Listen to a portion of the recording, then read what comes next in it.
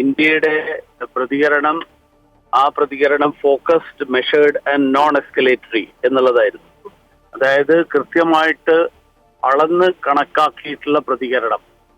എവിടെ നിന്നാണോ ഇന്ത്യക്കെതിരായിട്ട് ആക്രമണം വരുന്നത് ആ കേന്ദ്രങ്ങൾ തകർക്കുക എന്നുള്ളതായിരുന്നു ഇന്ത്യയുടെ പ്രതിരോധ സേനകളുടെ നിലപാട്.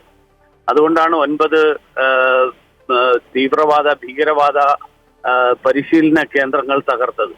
അതിനുശേഷം ഇന്നലെ രാത്രി ഇന്ത്യക്കെതിരായിട്ട് വിവിധ ഇന്ത്യൻ അതിർത്തിക്കകത്തുള്ള നിരവധി സ്ഥലങ്ങളിൽ ആർട്ടിലറി തോക്കുകൾ ഉപയോഗിച്ചുകൊണ്ടുള്ള പാകിസ്ഥാന്റെ ആക്രമണത്തിന് മറുപടിയായി ഇന്ത്യ പറഞ്ഞിരിക്കുന്നത് ആനുപാതികമായിട്ടുള്ള പ്രതികരണം ഇന്ത്യ നടത്തിയെന്നാണ്, പ്രൊപ്പോർഷനേറ്റ് റെസ്പോൺസ്.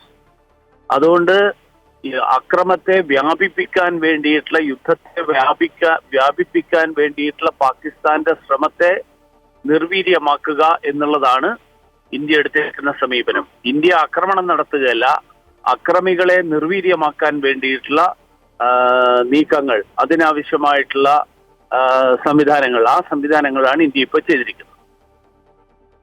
തന്നെയാണ് നമ്മുടെ ഇന്ത്യൻ സഹോദരിമാരുടെ കണ്ണീരിനാണ് നമ്മൾ വില ചോദിച്ചത്. അതിനാണ് മറുപടി നമ്മൾ പറഞ്ഞത്. അപ്പോഴും ഈ പാകിസ്ഥാന്റെ ഭാഗത്തു നിന്നും പ്രകോപനം ഇങ്ങനെ തുടരുന്ന ഒരു സാഹചര്യം നിലവിലുണ്ട്. വരും മണിക്കൂറിനെ നമ്മൾ എങ്ങനെയാണ് നോക്കിക്കാണേണ്ടത്? രാജ്യം അത്രത്തോളം ജാഗ്രതയിൽ നീങ്ങുന്ന ഈ ഒരു സാഹചര്യത്തിൽ ഇന്ത്യ ഇന്ന് കൃത്യമായിട്ട് പറഞ്ഞിരിക്കുന്നത്, ഇന്ത്യയുടെ സായുധ സേനകൾ പാകിസ്ഥാന്റെ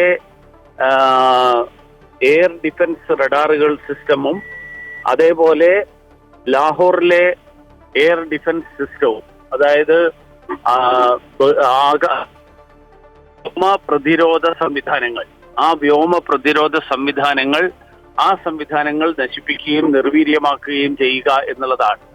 ശത്രു ഇന്ത്യക്കെതിരായി ആ ശത്രുവിന്റെ പ്രഹരശേഷിയെ ഇല്ലാതാക്കുക എന്നുള്ള സമീപനമാണ്. ഇപ്പോഴും ഇന്ത്യ യുദ്ധത്തിന് വേണ്ടിയിട്ടല്ല, യുദ്ധം ആഗ്രഹിക്കുന്നില്ല, യുദ്ധത്തിന് വേണ്ടിയിട്ട് പരിശ്രമിക്കുന്നില്ല, യുദ്ധം നടത്താൻ ഉദ്ദേശിക്കുന്നില്ല. പക്ഷേ ശത്രു ഇന്ത്യക്കെതിരായിട്ട് ശ്രമിക്കുമ്പോൾ ശത്രുവിന്റെ പ്രഹരശേഷിയെ നിർവീര്യമാക്കുക എന്നുള്ള ആ സമീപനമാണ് ഇന്ത്യ എടുത്തിരിക്കുന്നത്.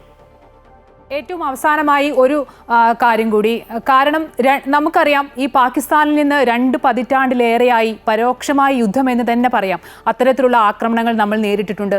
ആ സമയത്തൊന്നും ഒരു സൈനിക തലത്തിലുള്ള മറുപടി കൊടുത്തിട്ടില്ല. ആഗോള തലങ്ങളിലും അതുപോലെ നയതന്ത്ര തലങ്ങളിലും ഒക്കെയാണ് ഇന്ത്യ ഇടപെട്ടിട്ടുള്ളത്.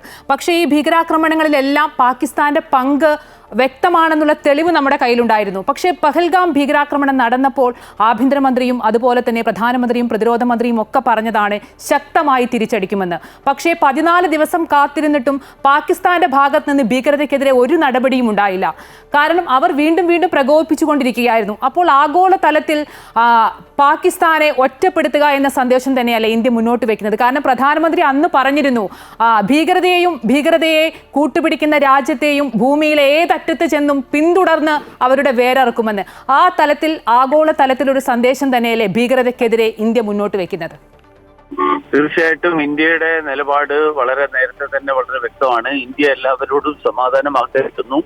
പക്ഷേ അതിർത്തിക്കപ്പുറത്ത് സ്വന്തം ഭൂമിയിൽ ഭീകരവാദികൾക്ക് പരിശീലനം നൽകുകയും ഭീകരവാദികൾക്ക് ആവശ്യമായിട്ടുള്ള സാമ്പത്തിക സഹായം നൽകുകയും അങ്ങനെ ഇന്ത്യക്കകത്തേക്ക് ആളുകളെ കടത്തിവിടാൻ നടത്തുന്ന ആ ശ്രമങ്ങൾക്കെതിരായിട്ട് ലോകം മുഴുവൻ ഒരുമിച്ച് നിൽക്കണം എന്നുള്ള ആ സന്ദേശം നൽകിക്കൊണ്ടാണ് ഇന്ത്യയുടെ വിദേശകാര്യമന്ത്രിയും അതോടൊപ്പം തന്നെ ദേശീയ സുരക്ഷാ ഉപദേഷ്ടാവും ഒക്കെ ഈ ഇന്ത്യയുടെ സൈനിക നടപടിക്ക് മുൻപും അതിനുശേഷവും വിവിധ വിദേശ രാജ്യങ്ങളുടെ പ്രതിനിധികളെ, നയതന്ത്ര പ്രതിനിധികൾ, വിദേശകാര്യ മന്ത്രിമാർ, ദേശീയ സുരക്ഷാ ഉപദേഷ്ടാക്കൾ, ഇങ്ങനെയുള്ള ആളുകളെയൊക്കെ എല്ലാ കാര്യങ്ങളും വ്യക്തമായി ധരിപ്പിച്ചുകൊണ്ട്